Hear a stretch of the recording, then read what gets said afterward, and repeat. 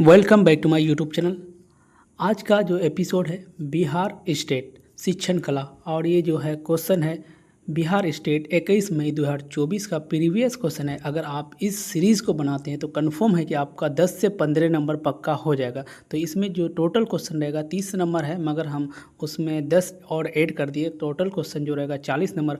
40 number में एक ऐसा क्वेश्चन है जो हर एग्ज़ाम में रिपीटेड हुआ है। तो आपको हम बता देंगे कौन कौन क्वेश्चन जो है, जो अभी हम 18 मई का डाले हैं, 19 मई, 20 मई, आज का जो लेक्चर है 4 लेक्चर है 21 मई वाला 2024 का। तो फर्स्ट यहाँ पे क्वेश्चन है शिक्षण कला का मुख्य उद्देश्य क्या है। तो शिक्षण कला का मुख्य उद्देश्य जो होता है जानकारी देना होता है, या व्यवहार परिवर्तन लाना होता है, या परीक्षा पास कराना होता है, या अनुशासन बनाए रखना होता है। तो इसका जो आंसर होगा व्यवहार परिवर्तन लाना होगा। तो इसका जो आंसर होगा वो ऑप्शन नंबर यहाँ पे क्या होने वाला है, तो ऑप्शन नंबर यहाँ पे बी हो जाने वाला है। उसके नेक्स्ट क्वेश्चन है, और इसका जो आंसर होगा वो ऑफिशियल आंसर की है, और नीचे में जो है आंसर है वो वेरीफाई आंसर है। जो बाद में आंसर दिया गया वो सारे के सारे आंसर जो भी है वेरीफाई आंसर है।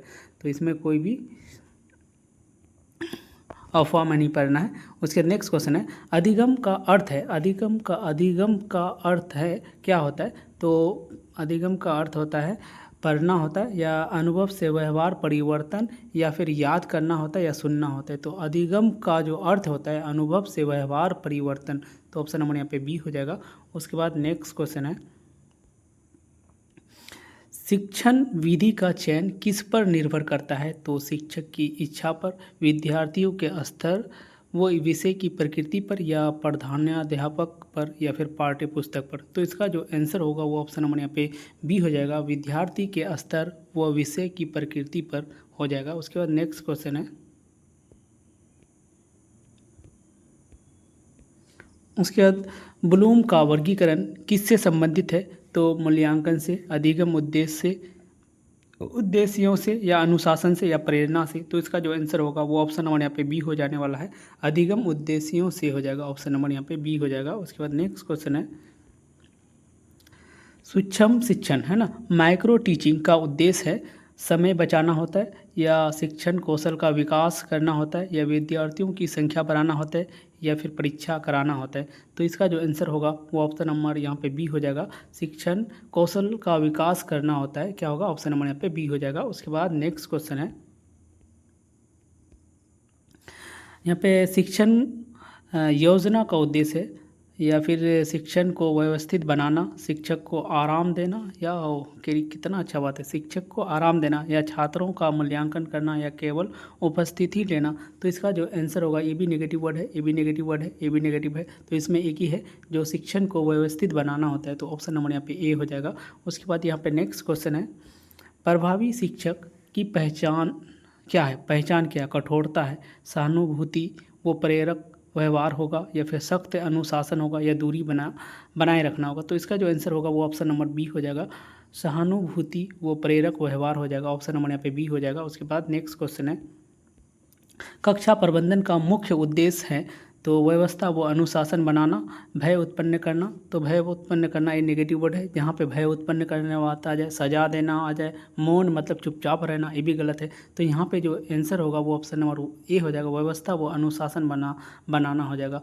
ये बहुत ही इंपॉर्टेंट क्वेश्चन है, और ये PYQ है, सबसे जो इम्पोर्टेंट है ये है PYQ। कोई भी अगर एग्ज़ाम पूछता है ना, PYQ को ज़्यादा रिपीट करता है, ठीक है। उसके बाद नेक्स्ट क्वेश्चन है मूल्यांकन का अर्थ है। तो मूल्यांकन का अर्थ क्या हो जाएगा, विद्यार्थियों की आलोचना, या फिर अधिगम का मापना, या रिपोर्ट तैयार करना, या अनुशासन बनाना। देखो अनुशासन बनाना ये कतई अच्छा बात नहीं है, रिपोर्ट तैयार करना, अधिगम का मापन, या फिर विद्यार्थियों की आलोचना। बताइए क्या होगा।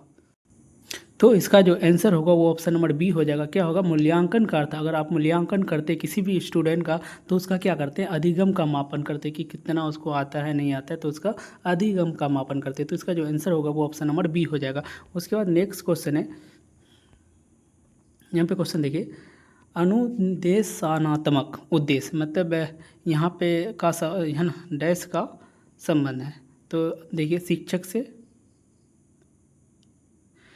उसके देखो शिक्षक से हो जाएगा, विद्यार्थियों के सीखने से, या विद्यालय भवन से, या प्रधानाचार्य से। तो इसका जो आंसर होगा तो इसका आंसर क्या हो जाएगा, ऑप्शन नंबर यहाँ पे बी हो जाएगा। उसके बाद नेक्स्ट क्वेश्चन है,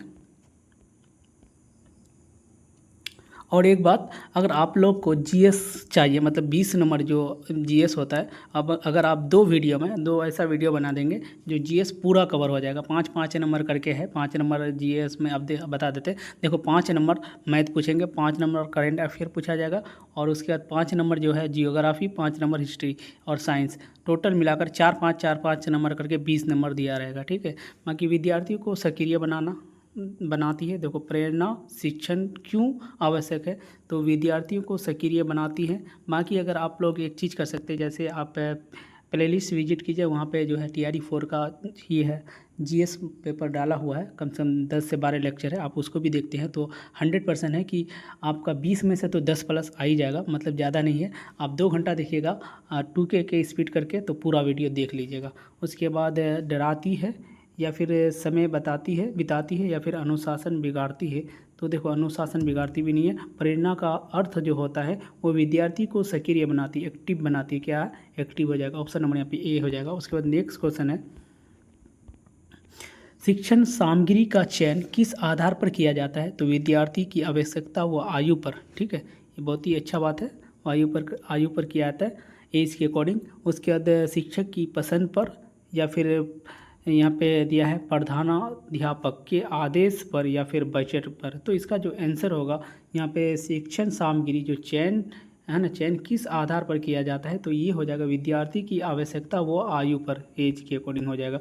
उसके बाद नेक्स्ट क्वेश्चन है, मूल्यांकन का प्रमुख उद्देश्य क्या है, तो जो मूल्यांकन होता है, एग्ज़ाम होता है, उसका प्रमुख उद्देश्य क्या होता है, अंक देना या फिर सीखने की प्रगति को जानना या परीक्षा पास कराना या सजा देना।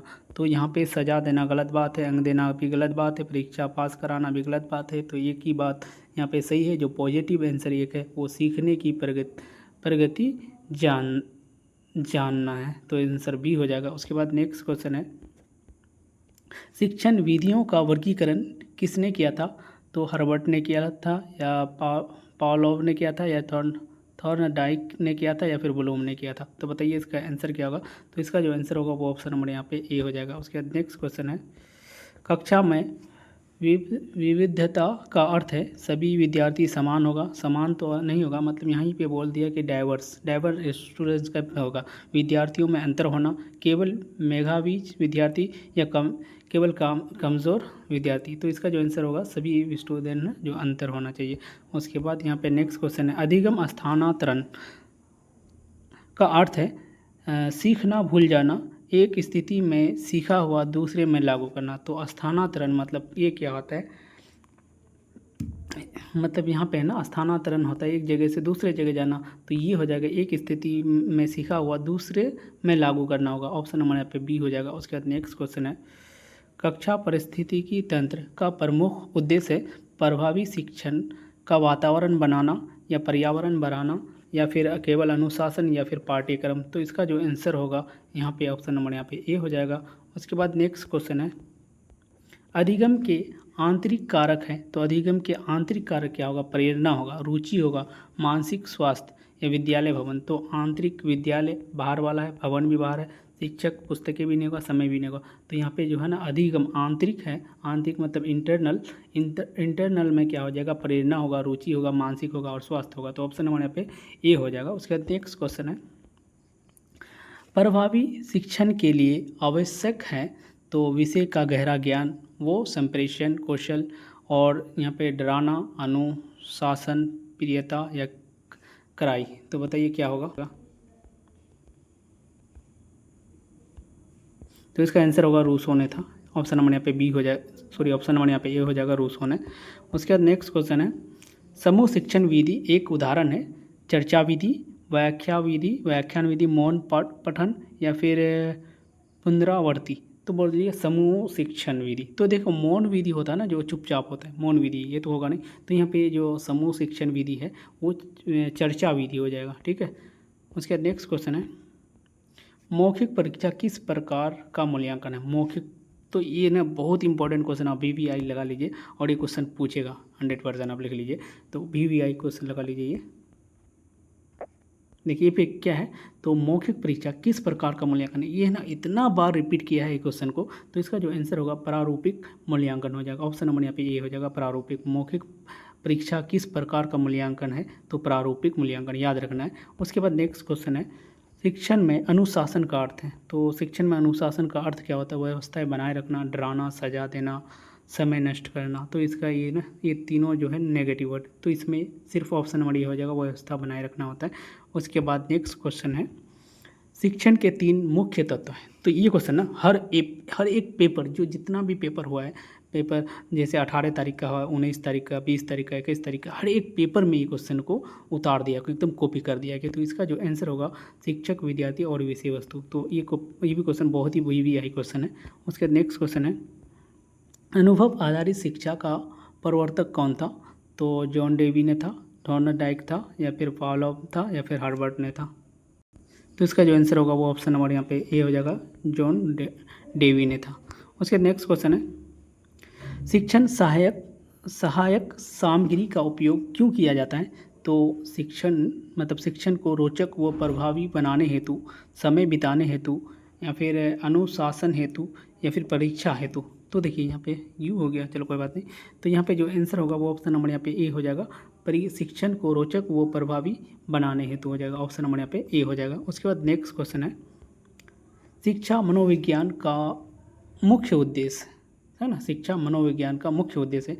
तो शिक्षण अधिगम प्रक्रिया का वैज्ञानिक अध्ययन, या शिक्षा का इतिहास, या फिर परीक्षा आयोजन, या शिक्षा दर्शन। तो इसका जो आंसर होगा वो ऑप्शन नंबर यहाँ पे हो जाएगा। और एक चीज़ याद रखना, जो भी क्वेश्चन का जो आंसर है, मतलब चारों ऑप्शन में थोड़ा लेंथी और बड़ा, मतलब लेंथी टाइप का दिख रहा है और बड़ा दिख रहा है ना, तो उसमें क्या करना है, वही आंसर ज़्यादातर मतलब सही होता है। ठीक है, याद रखना है, ये भी एक पॉजिटिव वर्ड है। और दूसरा क्या है कि आप सबसे पहले नेगेटिव वर्ड को छांट लीजिए। अगर आप सीटेट दिए हैं तो वहाँ पे आप नेगेटिव पॉजिटिव वर्ड पढ़े हैं। बाकी जिन प्याजे से भी एक क्वेश्चन दे देता है, जिन प्याजे, याद रखना है, कभी कभी जिन प्याजे का भी क्वेश्चन देता है। उसके नेक्स्ट क्वेश्चन है, मूल्यांकन का आधार होना चाहिए। तो देखिए मूल्यांकन से ना बहुत ही क्वेश्चन पूछता है, मूल्यांकन जो ये है, मूल्यांकन से बहुत ही ज़्यादा क्वेश्चन पूछता है। तो मूल्यांकन का आधार होना चाहिए, जैसे पूर्व निर्धारित उद्देश्य, मतलब अनुमान, या शिक्षा की राय, या उपस्थिति। तो यहाँ पे जो ये हैगा, तो इसका जो आंसर होगा ना, इसका आंसर हो जाएगा पूर्व निर्धारित उद्देश्य हो जाएगा। उसके नेक्स्ट क्वेश्चन है, और 10 क्वेश्चन है, शिक्षण का हृदय किसे कहा जाता है। तो शिक्षण का ना जो हृदय है, मतलब हार्ट, ब्रेन में पहले हार्ट पूछा है ना, हार्ट पूछा है तो हृदय हार्ट ही होगा। तो उद्देश्य किसे कहा जाता है, तो यहाँ पे देखिए कौन होगा सबसे इम्पोर्टेंट, यहाँ पे देखिए कक्षा होगा, शिक्षक होगा, या फिर उद्देश्य होगा। तो इसका जो है ना,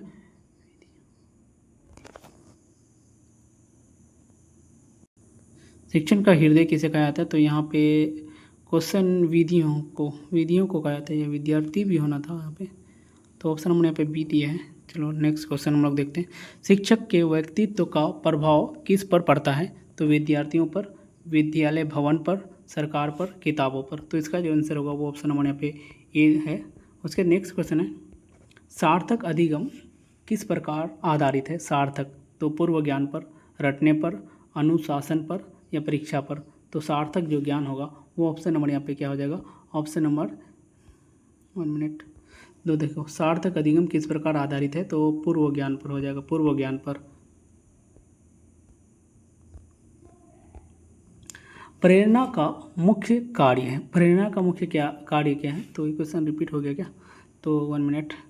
प्रेरणा का मुख्य कार्य विद्यार्थी को सिखाने के लिए सक्रिय करना, उसे शांत रखना, अनुशासन सिखाना, या रटाना। तो यहाँ तो तीनों नेगेटिव है, तो ऑप्शन नंबर ये हो जाएगा। तो इसका जो आंसर होगा वो ऑप्शन नंबर ये हो जाएगा।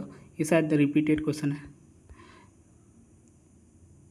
डेमोन्स्ट्रेशन मेथड का अर्थ है, तो डेमोन्स्ट्रेशन मेथड का अर्थ क्या हो जाएगा, प्रदर्शन के माध्यम से सिखाना, मौन पठन, चर्चा, या प्रश्नोत्तर। तो बताइए इसका आंसर क्या होगा, तो है ना डेमोन्स्ट्रेशन मेथड। ये भी बहुत ही इंपॉर्टेंट क्वेश्चन है।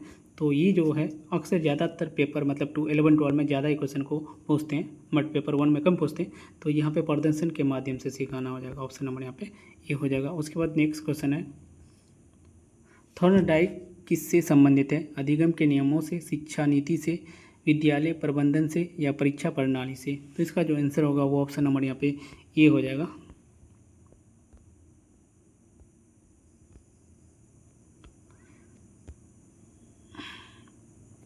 क्वेश्चन नंबर 37, शिक्षण योजना तैयार करते समय सबसे पहले, है ना, सबसे पहले क्या तय किया जाता है? तो उद्देश्य, परीक्षा, समय, सामग्री। तो इसका जो आंसर होगा सबसे पहले उद्देश्य किए जाते हैं, समझे। उसके बाद नेक्स्ट क्वेश्चन है, यहाँ पे CCE का उद्देश्य पूछा है, ठीक है। तो ये बहुत ही इंपॉर्टेंट, ये भी क्वेश्चन निरंतर एवं समग्र मूल्यांकन है। तो छात्र के सर्वांगीण विकास का मूल्यांकन, केवल परीक्षा, अनुशासन, अंक देना। तो ये भी तीनों नेगेटिव है। देखो यहाँ पे ना कोई भी क्वेश्चन है तो 3 क्वेश्चन तो एकदम नेगेटिव ऑप्शन देगा। 3 ऑप्शन मतलब एक क्वेश्चन का 3 जो ऑप्शन है वो नेगेटिव है, एक पॉजिटिव है। और कभी कभी क्या होता है चारों पॉजिटिव देता है, मगर जो सबसे अच्छा पॉजिटिव है उसको हम लोग को मानना पड़ता है। तो ऑप्शन नंबर यहाँ पे ये हो जाएगा। उसके बाद और 2 क्वेश्चन है, सह शिक्षा का अर्थ है। तो लड़के और लड़कियां साथ शिक्षा प्राप्त करें, केवल लड़के पढ़ें या केवल लड़कियां, या फिर गृह कार्य, होमवर्क। तो जो इसका आंसर होगा, तो यहाँ पे जो है ना ऑप्शन नंबर यहाँ पे ए हो जाएगा, लड़के और लड़कियां साथ शिक्षा प्राप्त करें। उसके बाद नेक्स्ट क्वेश्चन है, व्यवहारिक शिक्षा का अर्थ है। तो व्यवहारिक शिक्षा का अर्थ क्या है? अनुभव व क्रियात्मक कार्य द्वारा सीखना, या केवल पुस्तक आधारित ज्ञान, या फिर अनुशासन या परीक्षा देना। आप लोग कमेंट करके बताइए 40 में आप लोग का कितना नंबर आया भाई। 40 में आप लोग का कितना नंबर आया कमेंट सेक्शन में ज़रूर आप लोग बताइएगा। और हाँ, आप लोग को वीडियो कैसा लगा, और अगर आप लोग को चाहिए कंटिन्यू वीडियो तो आप लोग कमेंट सेक्शन में ज़रूर लिखिएगा। आप लोग फीडबैक ज़रूर दीजिएगा आपको वीडियो कैसा लगा, ठीक है। तो गाइस अगर अच्छा लगे तो चैनल को सब्सक्राइब एंड शेयर जरूर करना। Thank you for watching my video, see you again next video. तो इसका शायद आंसर दिया है ना, व्यवहारिक शिक्षा का अर्थ है अनुभव व क्रियात्मक कार्य द्वारा सीखना। इसका आंसर होगा ऑप्शन नंबर ए हो जाएगा।